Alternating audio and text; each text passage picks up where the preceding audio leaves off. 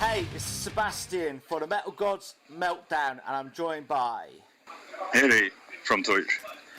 It's amazing to be chatting to you tonight. Your album gets released in a few hours.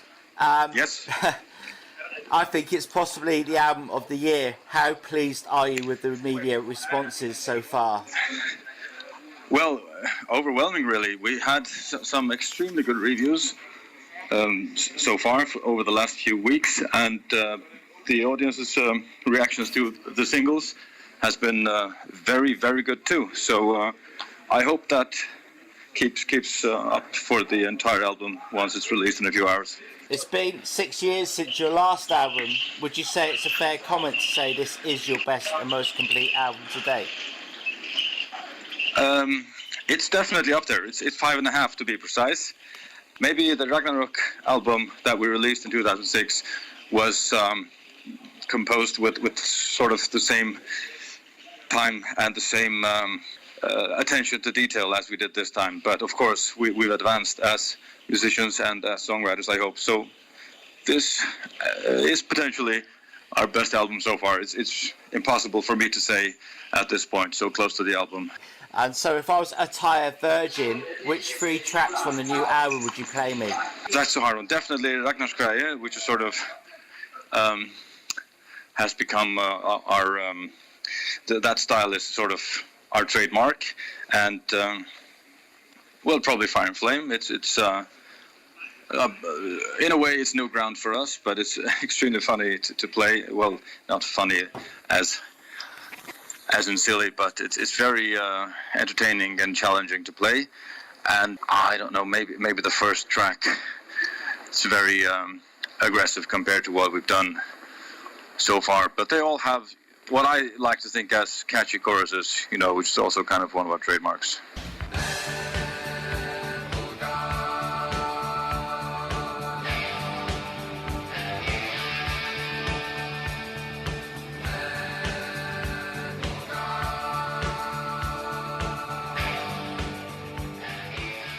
I really loved the video for Sunset Shore. It looks really cold in that river. Was that actually filmed in the Faroes?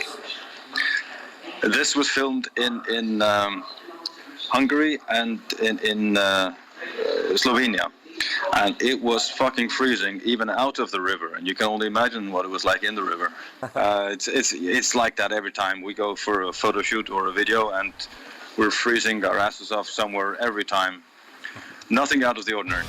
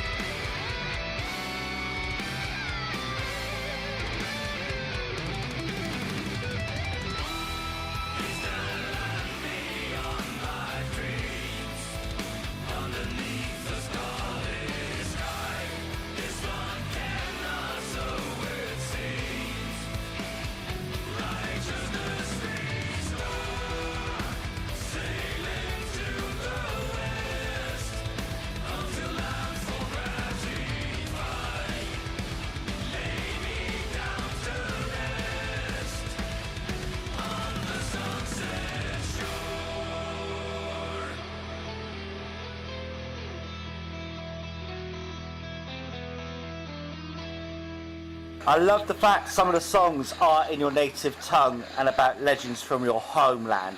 How important is it to you to keep the local folklore and Viking spirits alive? It would be alive with or without us. That's a given. I've always been very fascinated by it, and I like to include it in our music. It's just one of my great passions. Maybe we help make it a bit more. Make people a bit more aware of it on an international level, but the traditions would go on with or without us. And have you ever experienced anything supernatural, and how much do you believe in the myths and legends of your homeland? I've never experienced anything for which there couldn't be a natural explanation,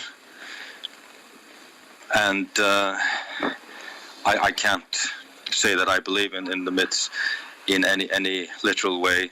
I mean, myths are important, and many of them point out very deep truths about humanity and the circumstances of humanity, of individuals, to be more precise. But and that means that they are true in a very deep sense, but not literally. I don't believe that Odin is out there somewhere in person. I don't. Okay, then, so would he be having a release party? Actually not. Gunnar lives in the Faroes. I live in the Netherlands. The Attila and Thaddeus live in Budapest.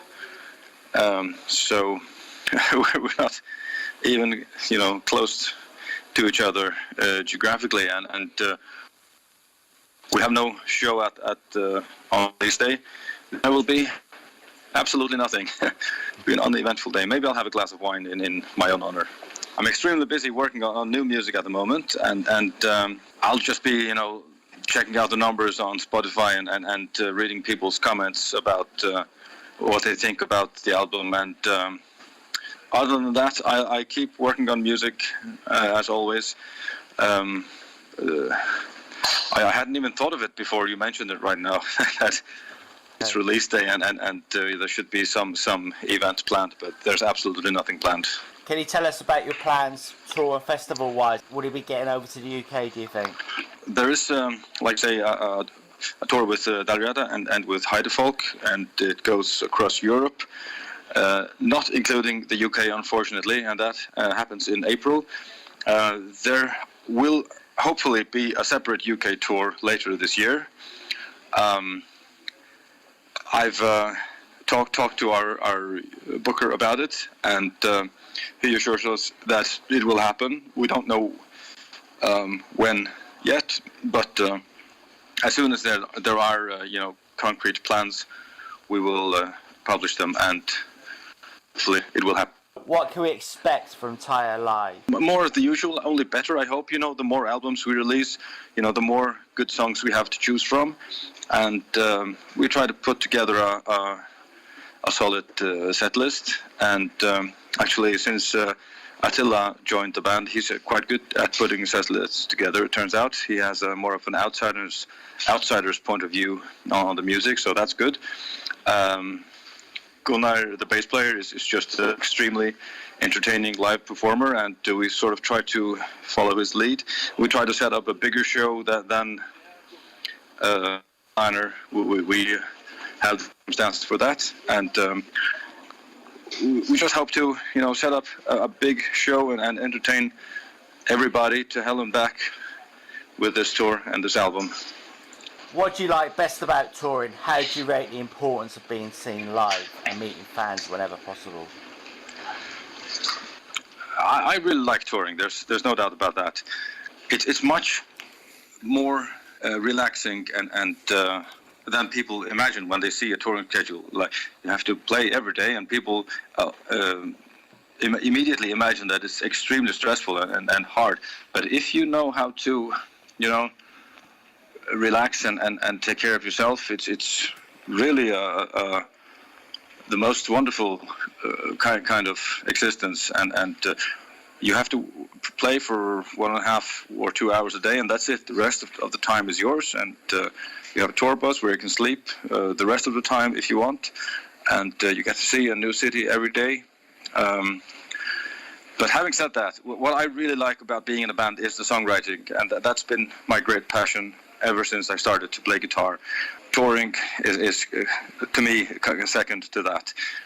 What I focus on the most is the songwriting, and touring comes second, but it is necessary, especially nowadays when bands don't make as much money from CD sales as they used to. What are your feelings on bands charging for meet and greet? I kind of understand that. It's very, very hard to make a living from music nowadays, not just music, any kind of art. And I think it has always been, but the time you have to spend on it to stay in the music business is just ridiculous. It's more than a full-time job, only being a musician. And then sometimes you have to be a manager, a booker, and a songwriter and a performer all at the same time. And ideally you would have a day job to pay your bills, but you arrange a tour to try and make some money, you sell merch, and if it doesn't all add up to a positive number, you have to do whatever you can to generate some extra income. And if people are willing to pay it, then there are some bands that will do it, and it doesn't look that nice. It looks kind of egocentric or narcissistic, but if you knew how much financial trouble most musicians are in, I think you would understand it a bit better.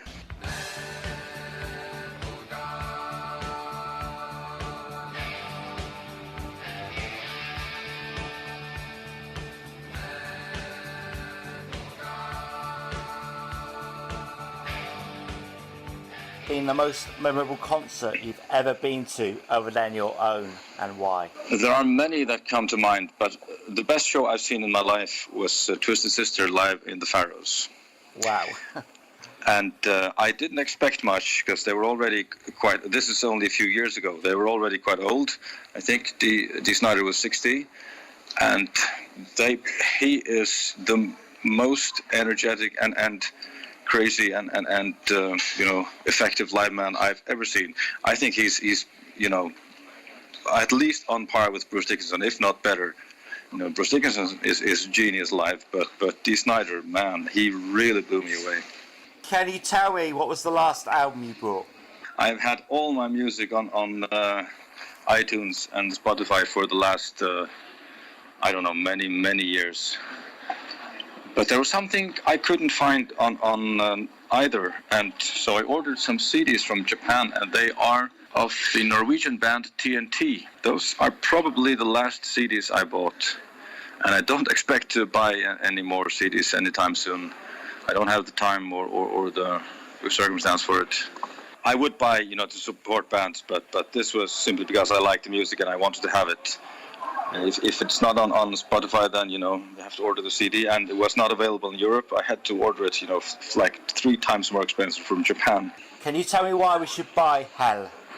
It may be our crowning achievement, and we have some songs that are in a style that I don't think any other band does nowadays, like the pure folk, how should I call it? Pure heavy metal folk combination. Like there's no folk instruments, and there's and it's folk music played in a straightforward heavy metal way with a very classical composition approach, and I think we do something that no other band does at the moment.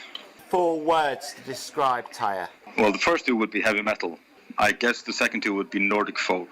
Which is your favourite track on the album today? It's very hard to choose one, but there's one called King of Time, which there's a feeling I aim for when I write music, and it's the extremely high-flying epic feeling.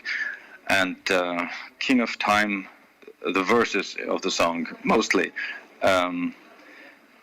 have reached some heights that I think I often try for, but seldom feel that I do properly. But this time, I think I really nailed it, and for that reason, King of Time is my favorite track at the moment. Festival or small intimate gig? Festival. Vinyl or digital? Digital. Woolen sweaters or a leather jacket? Leather jackets.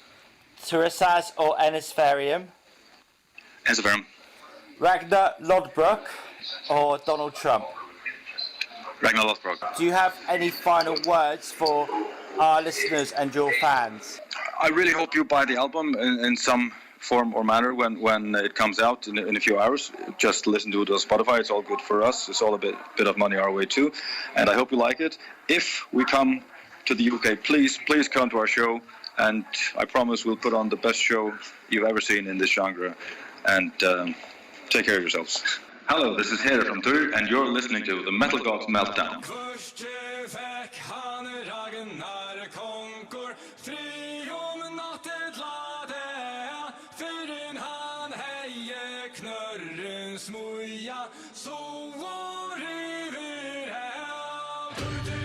Strand, John, Berga, Strand,